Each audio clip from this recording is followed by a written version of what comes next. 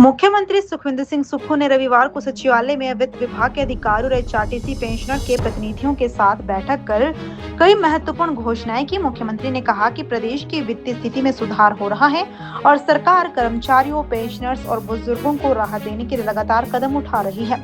मुख्यमंत्री ने बताया कि एचआरटीसी पेंशनर की लंबे समय से चली आ रही समस्या का स्थायी समाधान कर दिया गया है। अब सभी पेंशनर्स को प्रत्येक माह की 7 से 10 तारीख के बीच नियमित रूप से पेंशन मिलेगी। इसके लिए सरकार हर महीने एचआरटीसी को 20 करोड़ रुपए की ग्रांट प्रदान करेगी, जबकि शेष राशि निगम अपने संसाधनों से जुटाएगा। इसके अलावा लंबित मेडिकल बिलों के भुगतान के लिए 20 करोड़ रुपए की अतिरिक्त राशि भी स्वीकृत की गई है।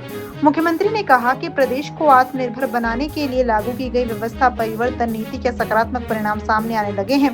उन्होंने घोषणा की कि मुख्य सचिव, अतिरिक्त मुख्य सचिव, मंत्रियों और विधायकों के वेतन को स्थगित करने संबंधी सूचना वापस ले ली गई है। जुलाई माह से संबंधित अधिकारियों, जनप्रतिनिधियों को पूरा वेतन तथा बकाया आयरन भी दिया जाएगा। हालांकि उन्होंने स्पष्ट किया कि ये व्यवस्था मुख्यमंत्री पर लागू नहीं होगी। उन्होंने ये भी घोषणा की कि 65 वर्ष से अधिक आयु के बुजुर्गों तथा 65-70 वर्ष आयु वर्ग के सेवानिवृत्त कर्मचारियों का लंबित एरियर जुलाई माह में जारी कर दिया जाएगा। एलपीजी सिलेंडर की बढ़ती कीमतों को लेकर मुख्यमंत्री ने केंद्र सरकार की नीतियों की आलोचना की और महंगाई को आम जनता पर अतिरिक्त बोझ बताया। वहीं भाजपा सांसद हर्ष महाजन के हालिया बयान पर प्रतिक्रिया देते हुए मुख्यमंत्री ने कहा कि ऐसे बयानों को गंभीरता से लेने की आवश्यकता नहीं है और विपक्ष केवल राजनीतिक बयानबाजी कर रहा है। रविवार को 2 बैठकें थी। पहली मीटिंग जो थी वो एचआरटीसी के जो पेंशनर कर्मचारी थे उनसे संबंधित थी। मैंने बोला मैं खुद उनके साथ इंटरेक्शन करता हूँ। उन्होंने कुछ सुझाव दिए एचआरटीसी के पेंशनर्स ने, और उसमें उनकी जो पेंशन की थी वो काफी समय से एक समस्या बनी आ रही थी। ये हमारे समय की समस्या नहीं है पेंशनर्स के एचआरटीसी की। तो उन्होंने मुझे बताया कि कोरोना से पहले कई बार 2 महीने पहले नहीं मिलती थी, 3 महीने नहीं पहले मिलती थी। बीजेपी के समय जब था तो उनको कोरोना से 3-3 महीने पहले पेंशन भी नहीं मिलती थी। तो मैंने बोला एक सिस्टम तो बनाया जाए। तो सरकार ने ये फैसला किया है कि 7 से 10 तारीख के बीच में एचआरटीसी की जो पेंशनर्स है उनको उनकी पेंशन मिल जाया करेगी, और वो पेंशन के लिए उनका डिपार्टमेंट जो है एचआरटीसी जो है उसको हम 20 करोड़ रुपए की ग्रांट देंगे एचआरटीसी के पेंशनर्स को। टोटल पेंशन का खर्चा 23 करोड़ है। 3 करोड़ एचआरटीसी के उससे दिया जाएगा। और मेडिकल रिवर्समेंट की बात थी तो मैंने घोषणा की थी पीछे 100 करोड़ रुपए की, जिसमें 15 करोड़ हमने समय जो उनकी वो टाइम होता है उसके लिए दे दिए थे। 20 करोड़ रुपए में मेडिकल रिवर्समेंट के लिए पूरा मेडिकल रिवर्समेंट हो जाए, और उसमें 13 करोड़ एचआरटीसी के 7 करोड़ इस बारे में हमारी बात की स्थिति का मैंने आकलन किया, और मुझे खुशी है बताते हुए कि हमने जिस व्यवस्था परिवर्तन के द्वारा प्रदेश को आत्मनिर्भर करने की सोची थी उस दृष्टि से हमने इसमें बहुत जल्दी सुधार किया। और जिस प्रकार प्रदेश सरकार की आरडीजी को 10,000 करोड़ रुपया काट दिया गया जो 1952 से मिलती रह रही थी, उसके बाद भी मुझे खुशी इस बात की है कि हमने उसको बहुत तेजी से उस स्थिति में सुधार किया।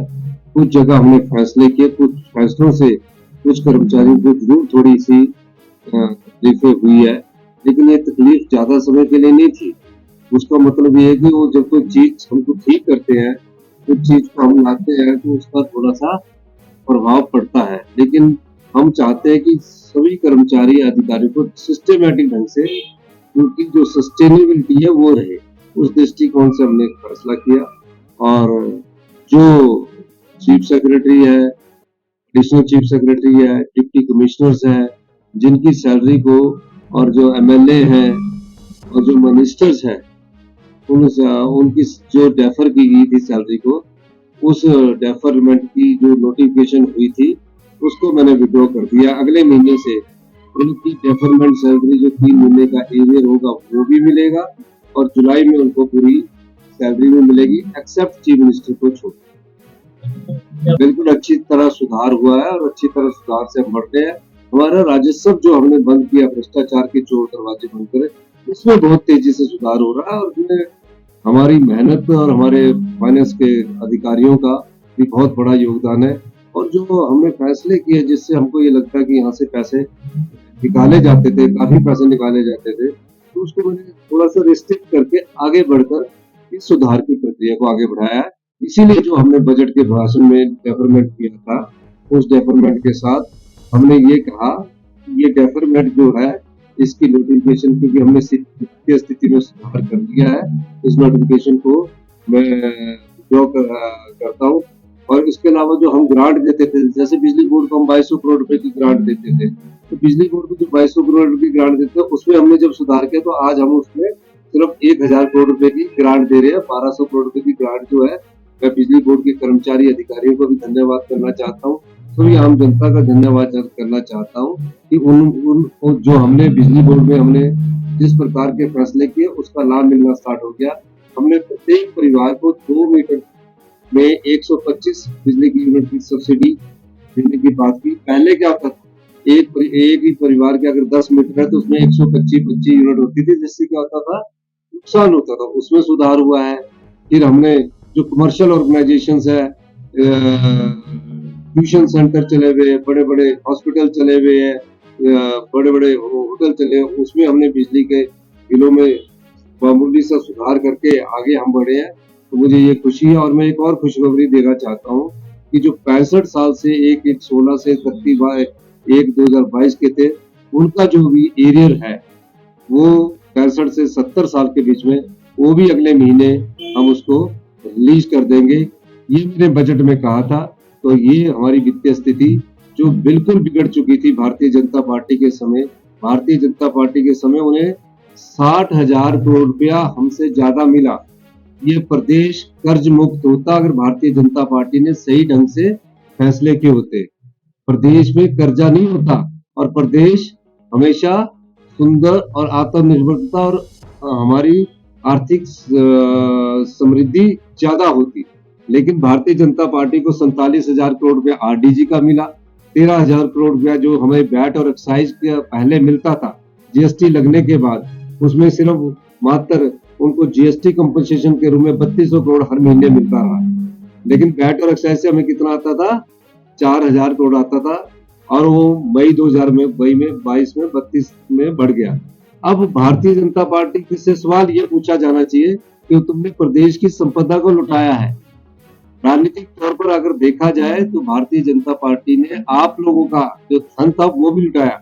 हमने 3 साल में अच्छे फैसले किए और जिसकी समृद्धि का प्रतीक ये आज निकल कर आया कि हमने जो आत्मनिर्भरता की बात की थी, अगर ये 10,000 करोड़ रुपया हमारा दे रहे थे तो आत्मनिर्भरता तो हम 26 में होने थे, लेकिन 2027 का टारगेट होकर भी मुझे आज खुशी है कि वित्त विभाग के अधिकारी हमारे फैसलों के माध्यम से आज हम जो डेफरमेंट थी उसको विड्रॉ किया है और जो 65 से 70 साल के जो कर्मचारी उनका पूरा एरियर जुलाई महीने में दे दिया जाएगा। कर्मचारियों के लिए, कर्मचारी हमारे प्रदेश की रीढ़ की हड्डी है। भारतीय जनता पार्टी ने ओपीएस के द्वारा हमारा 1600 करोड़ रुपए बंद किया। अगर ये बंद ना किया होता तो मैं कह सकता हूँ कि हम पूरा एरियर इनका दे सकते थे, लेकिन इन्होंने बंद किया। और मैं आपको कहना चाहता हूं कि इन्होंने अपने मित्रों को, ठेकेदारों को लाभ पहुंचाने के लिए 1000 करोड़ की बिल्डिंगें बना दी। हिमकेयर में सबसे बड़ा घोटाला हुआ है। हिमकेयर योजना को हम नया स्वरूप देने जा रहे हैं, एक नई योजना लाने जा रहे हैं जिसमें आप पत्रकारों को भी हम सम्मिलित करेंगे कि कल को आपको मेडिकल हेल्थ की अच्छी सुविधा मिले। ये सारी चीजें जो है छोटे छोटे लाभ के लिए देखकर इस ऐसे लाभ प्रदान करना है हिमाचल प्रदेश की जनता को जो उनके अंतिम समय, अंतिम सांस तक चले। इस प्रकार की योजनाओं पर बात फैसला कर रहे हैं। इसमें थोड़ी कठिनाई जरूर है, लेकिन मैं आपको कहता हूं कि इससे हिमाचल प्रदेश के 75 लाख लोगों को फायदा हो। कर्मचारियों के लिए, कर्मचारी हमारे प्रदेश की रीढ़ की हड्डी है। भारतीय जनता पार्टी ने ओपीएस के द्वारा हमारा 1600 करोड़ रुपए बंद किया।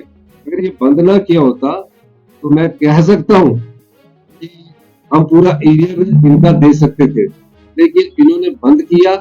और मैं आपको कहना चाहता हूं कि इन्होंने अपने मित्रों को, ठेकेदारों को लाभ पहुंचाने के लिए 1000 करोड़ की बिल्डिंगें बना दी। हिमकेयर में सबसे बड़ा घोटाला हुआ है।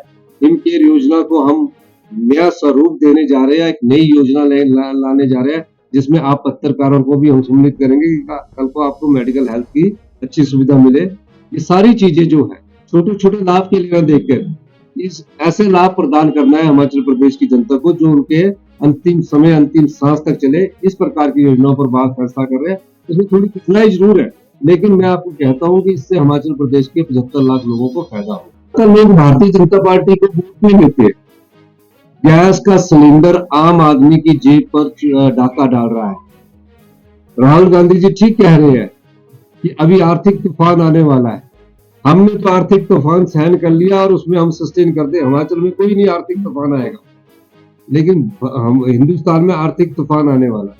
गैस की सिलेंडर जो कांग्रेस के समय मनमोहन सिंह जी के समय 450 रुपए का मिलता था, आज डोमेस्टिक मेरे ख्याल 1200 का हो गया, कितना 1000 रुपए का हो गया। और जो कमर्शियल सिलेंडर 1000 रुपए का मिलता था वो 3100 रुपए का हो गया। डीजल आज और बढ़ रहा है।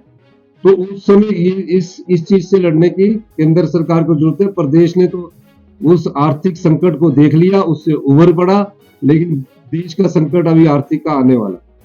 जो नुकसान हुआ हमारे फैसलों से हमने उसको कवर अप किया है और हमने कल कवर अप किया और इसका फायदा आने वाले समय हिमाचल की तरफ। कोई मसला नहीं है। नशेड़ी आदमी कोई स्टेटमेंट कभी दे दे तो उसमें क्या मसला है? उनकी स्टेटमेंट को सीरियसली नहीं लेना चाहिए। धन्यवाद। दीदी, आपने अपनी शादी में किस किस को बुलाया था यार? मैं तो बहुत ही कंफ्यूज हूँ। उन्हीं को बुलाया जो परदादी की शादी में थे।